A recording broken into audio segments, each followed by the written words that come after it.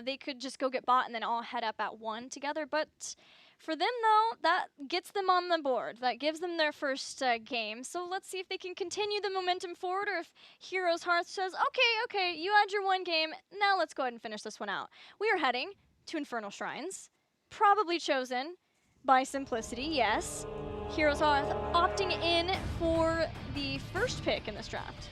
Yeah, they had, obviously by being the home team, you know, they come in, they had map pick, and then saw Simplicity, like, look, we want first pick. You guys pick the map.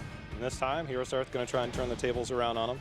Infernal Shrines for both teams. HeroesHearth sitting at 1-2 on this battleground, but Simplicity on the other side 0-2 currently. Yeah, I'm a little surprised that Simplicity picked this one. It's a Kerrigan map. It's a Kerrigan map. That's it. It is a battleground where you can make a lot of lane rotations. You can make aggressive moves towards your opponent's camps, but it's also one where if you can macro well, you can really put your opponents on the back foot. We've seen it from teams like Freedom, really just, and Team Freedom a lot in how they can run this map. You never get to fight on even terms in the 13, 16, the 20 shrines because your opponents just are always hitting those tiers right when the shrines are starting.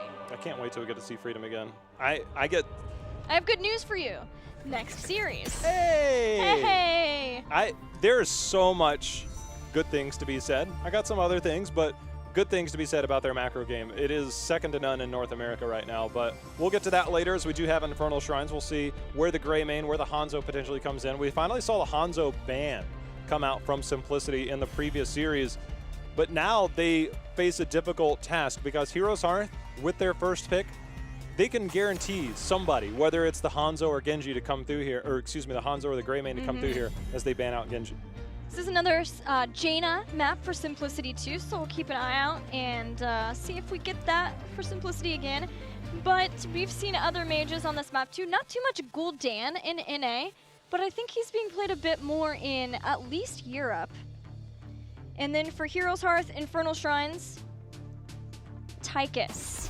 A lot of Tychus preference. Also some Junkrat possibilities. Alexstrasza too. Simplicity has played Alexstrasza before, though it was on Cursed Hollow. And then D.Va, McIntyre's D.Va played versus the Alexstrasza. That is very true. And speaking of Alexstrasza, you know, we were able to talk a bit about K1 Pro's Alexstrasza in the early part of this year. You think we might get it?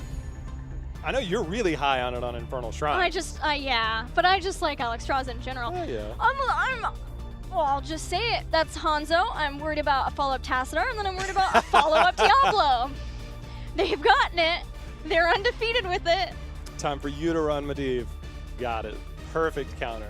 That or some Uther. I think some Uther could come out. Ishbu's Diablo is something like... It's 100% kill participation. And think for a second what that means about his trait, too. 100% kill participation in 4 out of his 4 Diablo games. I think he's 4 games. Means like he goes down. I think he's like something like 1.7 kills per game too.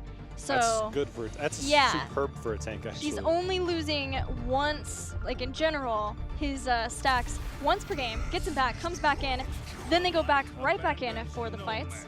Malthael Uther though for Simplicity, so they can bring the fight. You deny the Uther potentially from the Uther Tassadar composition that's worked so well for HeroesHearth, but there's a whole lot more. Again, the Rhaegar pick,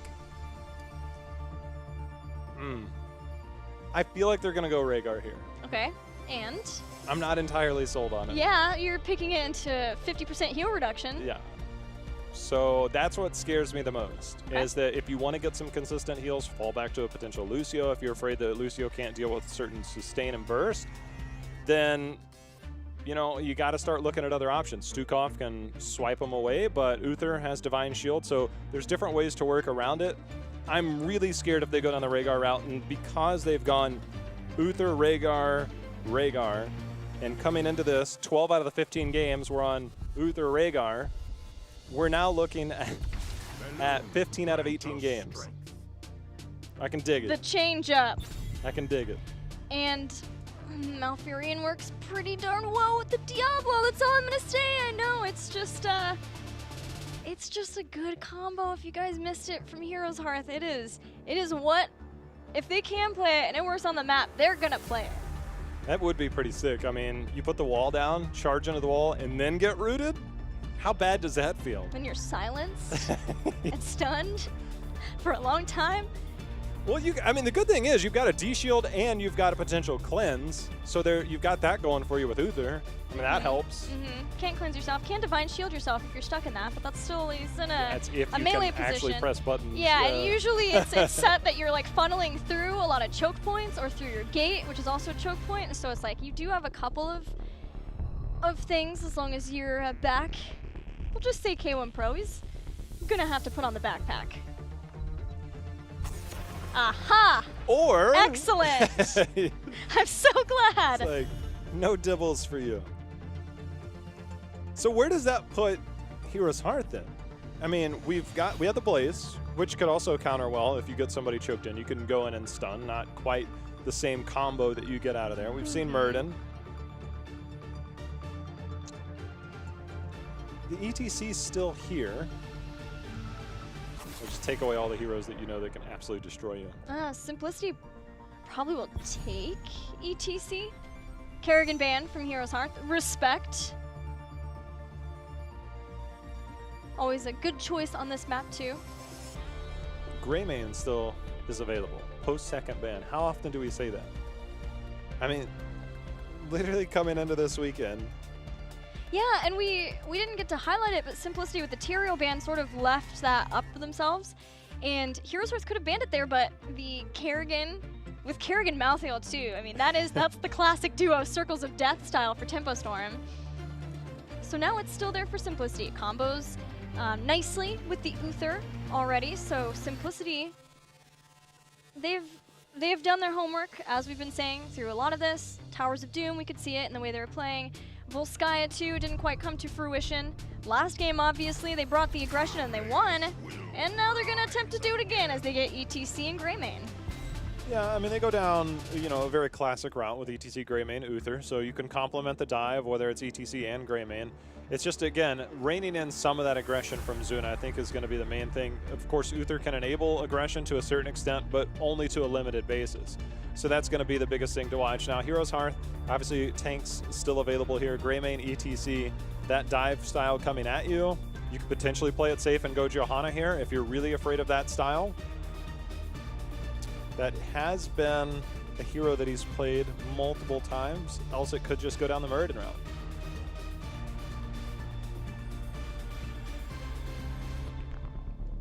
What else would work with that? I kind of look at a noob. Lots of follow-up stuns. Sonya. Yeah, Sonya has worked with that in the past. Sonya getting the shields from Tassadar is highly underrated. That's the first time they won with that comp. Ooh, triple backline. They've done that once before. So do we get another aggressive hero now that we've seen the Junkrat, Malfurion, and Hanzo out? Do we get another aggressive hero to try and dive past this or potentially flank past this? Like, is there a particular one that you would like to see there if that's the case? If you want to go multiple melee, you could go Dahaka again, but that would require you to have somebody that could flex over. Dahaka can give you that aggressive flank against this style. Of course, you can put traps in there, but once the traps are gone, you really got to rely on your concussion mine. And that can control the front side, but it's hard to, when you're pinched in, especially Infernal Shrines. We've seen swabs on this map, the little shrines on either side, depending on where you're at. You just come in on one of those flanks.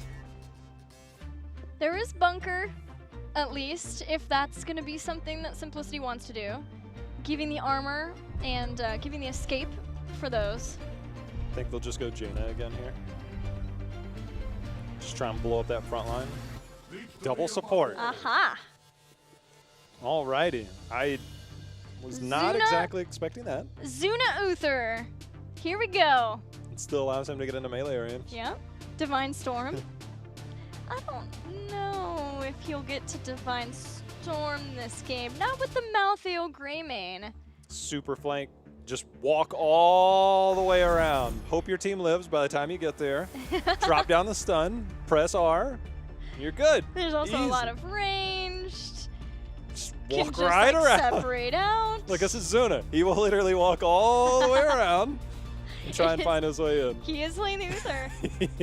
But the synergy, I think this is a really strong draft for Simplicity. The synergy that we've seen exhibited from King Caffeine and K1 Pro when they play pretty much any tank but with K1 Stukov, it's going to be really good trying to lock down some people here. It's just whether they can kind of get to that back line. If the chaos of Junkrat's enough for HeroesHearth, we'll have to see. The game's ready, so we're going to go into that. Jay How? I'm actually terrified that they don't win a Shrine. If they do, it's going to have to be through a team fight. And if they lose it, they are really heavy melee. Greymane being your only ranged. And Greymane in human form, if he doesn't have his Inner Beast up, and even if he has his Inner Beast up, has terrible anti-siege potential. He has to move into melee. And then at that point, we're looking at 5 melee trying to take down an Immortal. Else you have 1 back. And that's the part that scares me the most about this composition. Yeah, I think I should clarify myself. This is a really good team fighting comp for a team fighting team. That is what Simplicity has for them. Exactly. They don't have a global. They are potentially going to have a lot of problems with the split pressure that HeroesHearth can have, especially with the Junkrat post 13 when he's just all over the place in lane. Might see an on a pale horse here for Airhose Malthael just as a way of being able to keep up with the dual soaking better. But then again, if he feels like he's going to be the gank target, and he has been for a lot of different teams, maybe he wants Fear the Reaper so that he can ensure that he doesn't get body blocked at the gate. But no, he goes for on a pale horse. So that'll try to help out at least in making sure that he keeps up with the soak. But it's really important that he does not get picked, and he's keeping up with the soak to keep his team in for fights.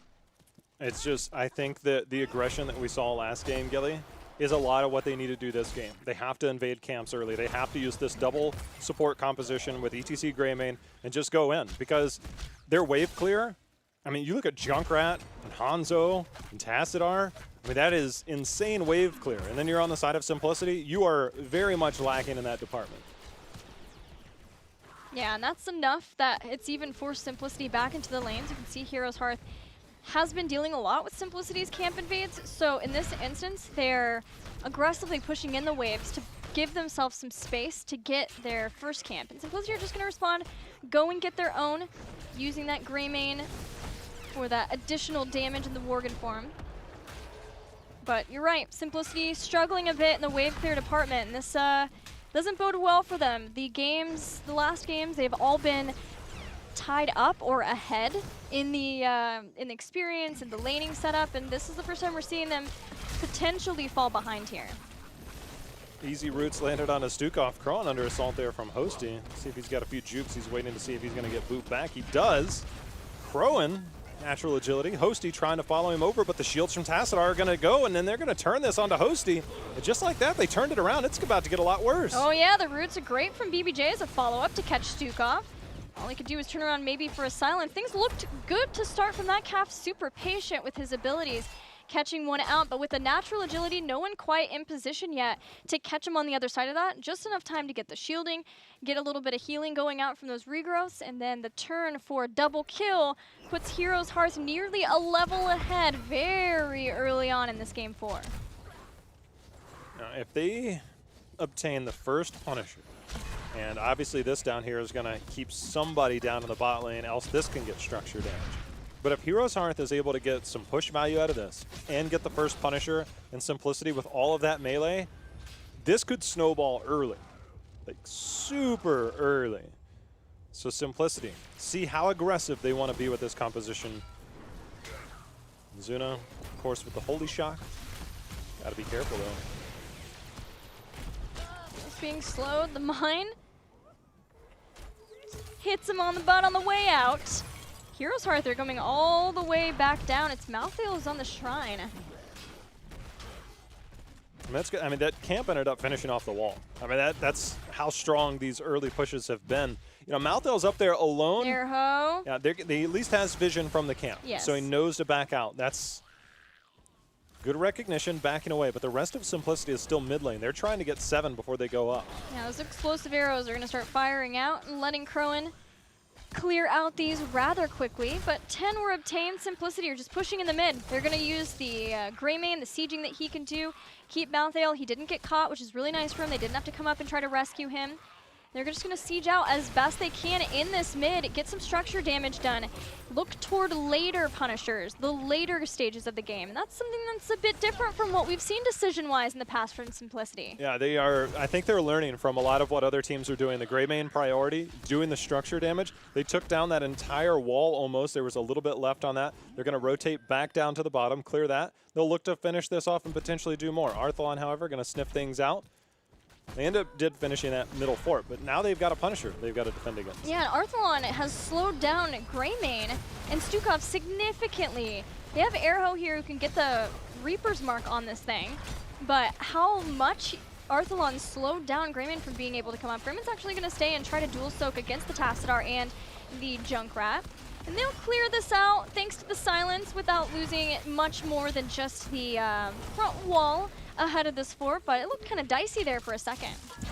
They just traded out a fort wall for a fort wall on that macro decision making. That's something we don't see as much from Simplicity, so I'm glad you pointed that out. Good calls there on them pulling that off. They still find themselves a tad bit behind in experience, but they'll definitely have 10 before the next Immortal phase or next Punisher phase. We'll see what they can do in the meantime, though. HeroesHearth with a 4v3 in the top, still trying to push in and do more on this fort. Even Sans' heroic abilities. Zuna's going to go in for the flank, looking for a Hammer of Justice. Gets stopped, Dimensional Shift, just in case. McIntyre and crew leave the premises, but they do some good damage to that fort before doing so. They get a bit done. Rest of Simplicity, they're going to rotate down, try and clear out the lane. Of course, Greymane getting the camp on the side. Like, sometimes you're going to use that because the threat of 10, they're just going to grab that, have it push, but they're going to need to fall back. There's not a whole lot Simplicity can do, but they got to be careful. King Caffeine giving the body blocks so Zuna can get away as he was slowed down by that oil. Yeah, had the slow, was trying to get the ignite too with the adhesive petroleum, so had the slow from that. But thankfully, King Caffeine there gets Zuna out. Simplicity have been able to stay in this. It's going to be a cleanse, a hand of protection from Zuna, repaying the favor of King Caffeine, saving him earlier. And they have withstood the pressure. They are just slightly behind in experience as they hit level 10. They have heroic abilities, and they can try to set up for the first team fight. D-Storm. They did it! The other thing is, Malfurion is not locked in a heroic yet. All right, now we get Twilight Dream. I was wondering if he was considering a possible Tranquility. Ended up not going that route, but using this composition of Greymane, they're going in for an invade. This is what they have to do. ETC, of course, zoning out, making sure that nobody rotates down. This could potentially just lead for them to get a response. Junkrat's hiding in the top, but Simplicity, sometimes you think, all right, the standard decision-making warrants this. They're like, yeah, we're just going to go. We're going to look for a kill. They did. They were looking for those kills, right? That was the idea with the invade. Not being able to get that, they got the camp. Problem being, they took everyone up there. Even ETC with the stage dive, everyone went up because they were so focused on getting the kills. That left bottom lane for a huge problem. It took damage. Now Zuna's the only one there. They've got the jet propulsion. They have the Dragon's Arrow, and they will take themselves a tasty Uther kill. And with this camp in the bottom picked up by HeroesHearth, now Simplicity has to come in, just try to play cleanup if they can. But that does more damage to a second fort for Simplicity as HeroesHearth have a lot of opportunities now to get more damage done with a future Punisher. I love the long-distance Dragon Arrows. I mean, you just see them, they're coming, they're like, is it going to hit, is it going to hit? And then when it lands, I mean, the precision that we see these coming out, I mean, Crowan, he's pretty decent on that hero, if I do say so. 6-0, he played it earlier too, so I think we're looking at a 7-0 now. That's not too shabby. 13 not quite in sight for HeroesHearth. Gives a place for Simplicity to try to duke this out as Uther comes back in. The aggressive positioning from Simplicity. I mean, they are all the way in the front. And there's the flank from Zuna. Look at he it, is literally walking back there. There's one stun into two. Crowan dives over the wall. They've got the bunker too. BJ comes back out with the Twilight Dream as he exits the bunker. Hello, goodbye, and then gets back in. But Simplicity still has control over this point. That's a couple of heroic abilities used for just the Divine Storm. They go for the throw, but that Dragon's Arrow was huge, J-Howe. The Dragon's Arrow, and all of a sudden we've got a Riptire in the backside. That's going to disrupt the Stukov there, but we got the stage dive coming in right in place. The concussion mine, believe, might have saved K1 Pro So he's going to walk away with just a sliver of health. Man, double support, and still Simplicity are having trouble keeping up with the heals. They're using the bio kill switch. They can get back into this, but it's only 5 more skeletal defenders until HeroesHearth gets the shrine. Simplicity sort of seems like they want to go back in. It's just too far gone. HeroesHearth get the Punisher in a close shrine fight. Zuna literally walked all the way around to the back bush to try and start that flank. Unfortunately, Hanzo, natural agility, scoots on out of there. 2 members stunned here. That is... Oops. That is a big oops there, as probably not a position you want to be in. Either way, they're now defending. They've lost the fort. Likely to lose keep wall. I want to see how early HeroesHearth rotates out of this, or whether they can get another pick and force it. But I'd like to see them rotate down. There's 2 forts that are extremely vulnerable in top and bottom lane. Just walk out of here, take another fort, extend your lead, race to 16. Malthael is going up to the top to stop that for Simplicity. HeroesHearth heading down to the bottom. They'll get the camp on the way out. That lane wasn't very pushed, though it did seem like they maybe could take that. That's pretty low. Yeah, so generally what you would see is like one person go clear out the lane, and that way it allows the rest of the 4-man rotation to get a camp, force a response out there, and then you rotate the other four people in, and then you already have that wave there. So this is about 10 or 15 seconds behind in terms of that wave, and they're not able to push it in. What it did do is they got that camp, maybe thinking that it would slow down Simplicity in the mid lane so that they could do that. They push out the wave onto it, and the minions are doing a lot to take out the fort as HeroesHearth stepped forward, maybe trying to bait out a fight. Or Simplicity thinks that they can catch someone, so they don't immediately go to the minions. Either way, HeroesHearth does end up getting that fort, so there's just a sliver of fort health remaining here in the top lane, and minions should be able to clear that out pretty quickly. Yeah, they get that. Should be able to get that. If not, they can always rotate up there, and then they'll already be 16. They can pretty much force the rotations out and do whatever they want. So the little minion that could. Yeah, Zuno's tanking those backline minions, which do a lot more. Oh. Snope on out of there. 16 to 13 for HeroesHearth, though. Yeah, with multiple members showing, HeroesHearth is going to take their camp and push in. They're going to get a bit more structure damage in. Again, it's not about getting the full value. You slowly chip away at your opponent. That's exactly what HeroesHearth is doing. They get 1 tower. They get themselves a bit of experience. They can continue to push in with Psionic Echo. And the 16 talent tier advantage, they get themselves another keep wall, just further stretching their lead. But this is Simplicity, and they will look to fight, potentially under any circumstances. Not only Psionic Echo, but with the grilling kill, too, as a cleanse is forced out of Zuna. But now that that grilling kill has been finished, you can burn, burn, burn for a long time, as you see. The extra 2 seconds with that finishing. HeroesHearth pushes forward. The jet propulsion from Ishbu and the bunker draws the fire of the keep as the rest of the team steps on forward to try to take this keep out. They do. Normally in this situation, you have somebody that can clear the minions. That way the forts or the keep starts to shoot onto heroes, but their wave clear is pretty slim. They are potentially looking for a fight. Remember, they have stage dive. If we want to try and initiate, dive on the backside. But with Tassadar, with Proan pushing in here, the wave clear is heavily in favor of HeroesHearth, and the Psionic Echo is just destroying that keep. That it is. Simplicity doing what they can at least to stop some of the skill shots out of Crowan, slow this down as best they can. As Airho comes in, they've got another bunker down. Simplicity will get further into the fight, but they still don't have 16. They hit a stun. They would love to be able to get a pick on someone. They might have found it. Crowan up a little bit forward, and Simplicity were hoping they could punish, but in finally getting the keep, HeroesHearth withdraws just, well, with plenty of time. That is just, I mean, controlled aggression there by HeroesHearth, understanding their limits and making sure that they didn't give up a potential fight from Simplicity, and Simplicity without that 16 tier, sometimes they're willing to pull that trigger and try and force that fight if they had seen Junkrat a little bit further out on the map. Instead, they rotated everybody down. HeroesHearth gets a big advantage by taking down that keep. And part of that advantage is getting onto the shrine faster as well, still with that 16 tier far and above Simplicity. Simplicity has 16, and the go time is now. They're 2 levels behind HeroesHearth. They need this team fight. They have ETC in the bottom. He's pushed that lane out. He has stage dive. He can get into the back. Simplicity looking for anyone to catch. We see that Crowan, he has the slow for the weighted pustule. Also had the Reaper's Mark, if that would be the target, but Airho's already taken quite a lot of damage. stage dive. It's going to come in the next 10 seconds, 15 seconds. They don't have much more time. The minute HeroesHearth pushes in any bit, here it comes. There it is. Arrow trying to join him with the Tormented Souls 2. The bunker goes down, and that buys time. Hosty is low. All of Simplicity has been really low, and they're separated. As Stukov goes down, HeroesHearth are staying more than healthy in this fight as they're dismantling Simplicity in this team fight. They have the Divine Storm as Uther goes down. Hosty in danger as Crowan dives over the wall to kill him. King Caffeine is the only person left, and there's no way he gets out of here. Well, there's no way. It's denying the inevitable. They get the stun. They get the lockdown, the slide over. He's going to go down. Now we're looking at a Punisher pushing top lane that has no fort in it, potentially keep going down. And Gilly, once they get through the wall and the keep, they'll be close, if not at 20, and they might just look to end the game with this. 14 seconds until Malthael's up with no Tormented Souls. Stukov will be back up in 5 seconds, but that's the first damage dealer who will be back up for Simplicity. Greymane in 10 seconds.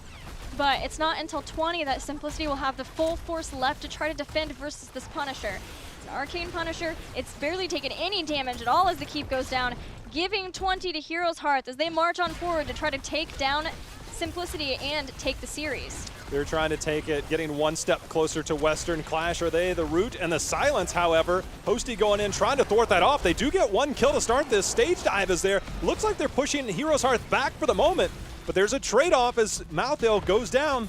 Malthael down, had Malfurion inside of the bunker.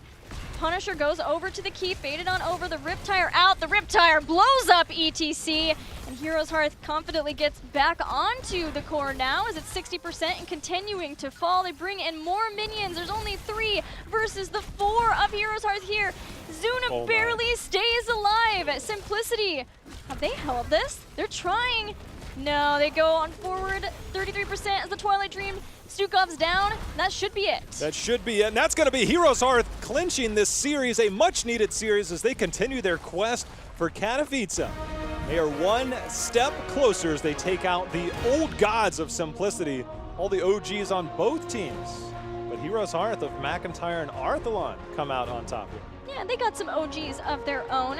HeroesHearth, 3-1 victory, same type of score that they had versus Team 12. But I have to hand it to Simplicity. I feel like they had corrected a lot of what had been plaguing them in the past 3 weeks and looked a lot more dominant, a lot more controlled, really controlled versus HeroesHearth here. But HeroesHearth got some power picks, had their Hanzo, and we know what they can do with them. Hanzo undefeated for Crowan still. Just, I don't know. I don't know how you give that hero up. I mean, I'd rather him play Greymane at this point, Genji at this point. Just do not give this guy Hanzo.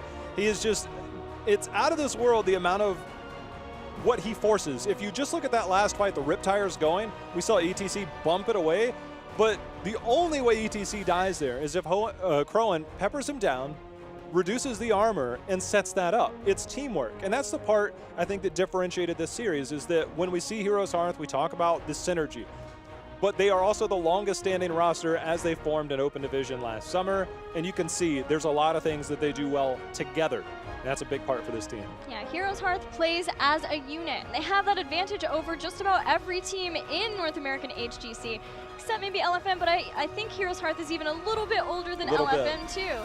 So they have that on everybody else.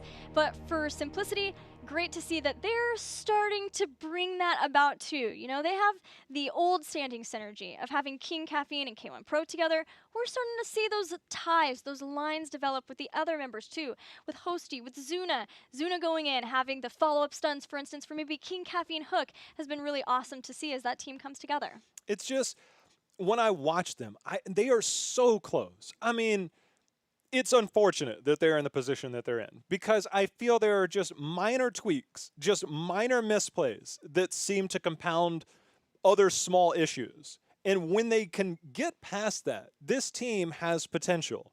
So far, they're still working through some struggles. I still think that they have a lot of potential despite their standing, despite their record. It's just, it's tough right now for them, and I think they've got some things they still need to work through. But again, there's a lot of bright spots for them. It's just, it hasn't quite shown through the way that they wanted. Well, let's check in now with HeroesHearth and with McIntyre after that win. Hey, McIntyre, congratulations. How you feeling? I'm feeling pretty good. Not going to lie. That was, although not a clean 3-0, 3-1, we'll take it. I'm happy with that. Yeah, what were your expectations for this series, and what was your game plan coming into such an important weekend for you guys? For this game, we honestly thought that they would focus on team fighting. So we kind of adjusted our playstyle to just focus on macro. And I think that really worked out for us, especially in the second and fourth game. Not allowing them to engage on anything but Blaze in the fourth game, and then not allowing them to engage on anything in the second game, I think really caught them off guard and punished them well. Yeah, I think that's the first time that we have seen you guys bust out the Blaze, so that was exciting to see the adjustment there. Now, you guys obviously have two really important series this weekend. Do you feel like you still have some stuff up your sleeves for Gale Force? Yeah, obviously, against each team, you need to adjust, and the flexibility of our team allows us to do that. When we find things that we like to play, we can focus on learning how to play them well and then bust them out whenever we want. So honestly, however GFE chooses to play against us, we'll have a way to respond to it. Well, that's awesome to hear. I'm super pumped for that series. I'll send you over to Jayhow now for more questions. McIntyre, you and I got to talk a little bit about a week and a half ago. And I asked you about the schedule because you guys had a really tough schedule coming in against Tempo and Team Freedom right out of the gate. And a lot of people were like, man, what is up with this team? And you remained confident no matter what. Your confidence has to be going up every single week. What is it like right now as you've kind of hit your stride coming through the first phase here?